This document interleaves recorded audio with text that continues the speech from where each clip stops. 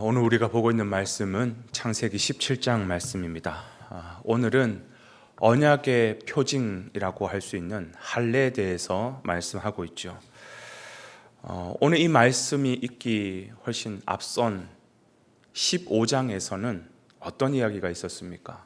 하나님께서 아브라함과 함께 언약을 맺으시는 장면이 나오죠. 세상은 바벨탑을 쌓으면서 끊임없이 계속해서 하나님을 대적하는 방향으로 나아가고 있다면, 한편으로 하나님께서는 이 세상을 회복시킬 하나님의 나라, 하나님의 백성들을 준비시킬 계획을 하고 계셨다라는 것입니다.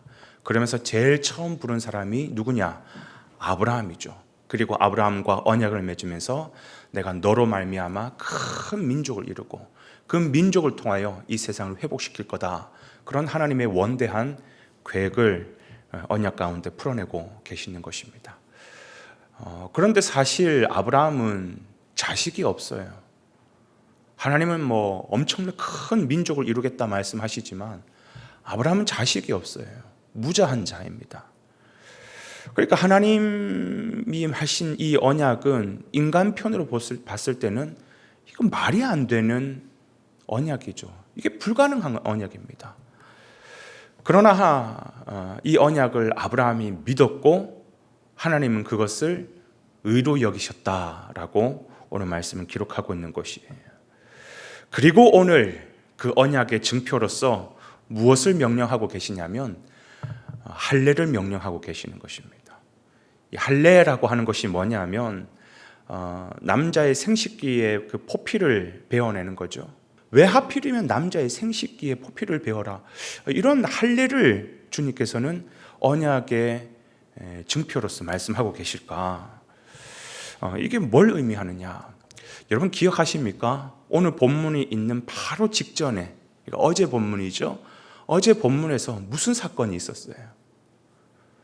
아브라함이 그 언약을 믿고 기다리는데 인간적인 방법으로는 도무지 답이 없는 거예요. 이거 도대체 어떻게 하란 말인가? 어떻게 큰 민족을 이룬단 말인가? 아무리 생각해도 자기 안에서는 답이 안 나오니까 어떻게 합니까? 하갈을 취하잖아요. 하갈을 취해가지고 이스마엘을 낳고, 이렇게 해서 하나님의 나라가 크게 번성이 되겠지, 자기는 그렇게 생각하고 있는 거예요. 착각하고 있었던 것이죠. 여러분, 이스마엘은 무엇을 상징하는 거예요? 인간의 노력, 인간의 힘, 인본주의를 상징하는 것이 이스마엘입니다. 그런데 하나님은 그 이스마엘을 통해서가 아니라 내가 너에게 줄 아들 이삭을 통해서 그 일을 이룰 거라는 거예요. 그렇죠. 이삭은 사람의 방법, 사람의 노력으로는 절대로 나올 수 없는 아들입니다. 왜냐하면 이미 성경이 얘기했듯이 사라가 이미 생리가 끊어진, 경수가 끊어진 상태예요. 그러니까 아무리 생물학적인 방법, 과학적인 방법을 동원해도 이거는 아이를 낳을 수가 없는 상황 가운데 하나님께서 아니야, 그러나 내가 너에게 아들을 줄 건데 그 이삭을 통해서 내 민족을 이룰 거라는 것입니다. 즉 뭘 얘기하느냐 하면, 하나님이 이루실 나라, 백성이라고 하는 것은 사람의 노력, 사람의 방법, 사람의 힘, 즉 인본주의적인 방법으로 만들어질 나라가 아니라 전적으로 하나님에 의해서 만들어질 나라다. 그걸 상징적으로 보여주는 것이 이 할례라는 것이에요. 오늘 본문의 1절에 제일 먼저 나오는 표현이 뭐냐면, 나는 전능하신 하나님이라는 것이에요. 너 방법으로, 인간의 방법으로 이룬 것이 아니라 전능한 하나님, 나의 방법으로 그 백성을 이룬다라는 것입니다. 그러니까 당시에 할례를 받는다라고 하는 것은 나는 사람으로부터 난 자가 아니라 하나님 안에 속했고 하나님으로 난 자다, 하나님의 백성이다. 그리고 내가 낳을 자식도 사람의 방법이 아니라 하나님이 주신 아들이고 하나님의 백성이고 하나님의 사람이다, 하나님의 민족이다라는 것을 상징하는 것이 바로 이 할례라는 것이죠. 그리고 이 할례는 뿐만 아니라 몸에 새기는 흔적이기 때문에 영원히 지워지지 않는다라고 하는 그 영원한 언약의 표징이 될 수가 있는 것이죠. 너무너무 중요한 것입니다. 이게 하나님 백성의 정체성이라는 거예요.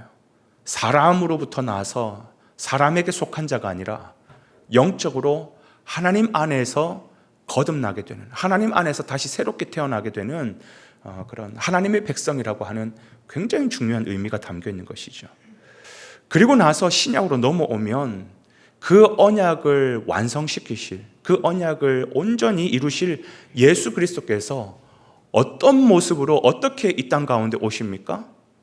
사람이 어떠한 생식적인 방법으로 태어난 것이 아니라 성령에 의해서, 성령으로 말미암아 동정녀 마리아에게 나셨고, 이 말이 뭐냐 하면 예수님 역시 정말 할례의 어떠한 상징이 아니라 완전히 그 할례를 이루시는 방법으로, 사람의 어떠한 노력과 힘에서 만들어진 분이 아니라 하나님께서 나게 하신 방법으로 이 땅 가운데 오신 분, 즉 상징이 아니라 예수님이 오시면서 그 상징이 완전히 완성이 되는 것이에요. 그러면 이제부터 오늘날의 하나님의 사람들은 어떻게 하나님의 백성이 될 수 있느냐? 저와 여러분들은 이제 어떻게 하나님의 백성이 될 수 있느냐?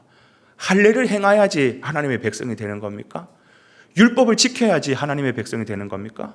아니요, 그렇지 않다라는 거예요. 이제 이런 것들은 다 뭐예요? 언약을 상징하는 표징일 뿐이라는 것이에요.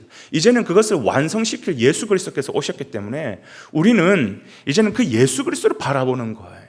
예수 그리스도를 붙잡는 거예요. 그걸 뭐라고 표현하냐면 예수 그리스도를 믿는 거라고 얘기하는 것입니다.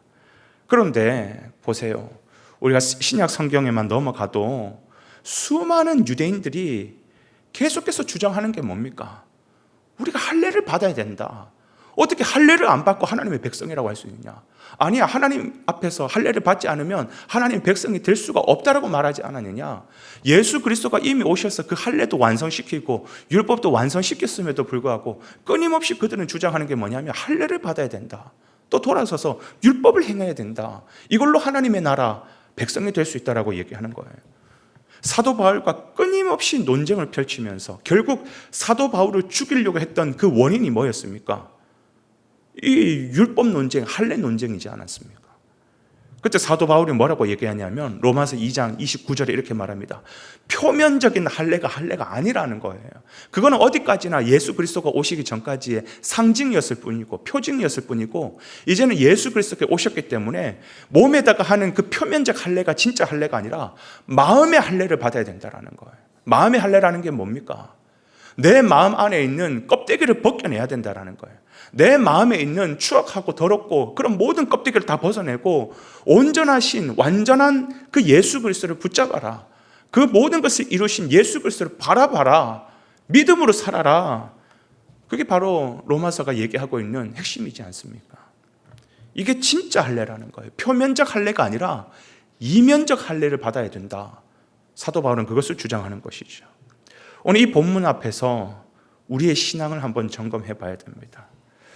나의 이 신앙이라고 하는 것은 정말 예수 그리스도를 만나서 예수 그리스도를 바라보며 그분을 기뻐하며 그분과 교제하며 나아가는 신앙인지, 아니면 마치 습관처럼 교회 나와서 의례 그냥 하는 행동처럼 그렇게 헌금을 드리고 예배를 드리고 기도하고 있는 그런 습관적인 형식에 매여 있는 신앙인은 아닌지. 사랑하는 여러분, 할례는 굉장히 중요한 의미를 담고 있는 거였습니다. 그러나 오늘날 우리에게 진짜 필요한 할례는 뭐냐? 표면적인 할례가 아니라 정말 그리스도를 바라볼 수 있는 이 마음의 할례, 마음의 회개와 주 예수 그리스도를 바라보는 이 마음, 이것이 정말 나에게는 살아있는가? 오늘 우리의 신앙을 오늘 이 말씀 앞에서 다시 점검하며 돌아볼 수 있는 귀하고 복된 하루가 되시기를 주님의 이름으로 축복을 드립니다.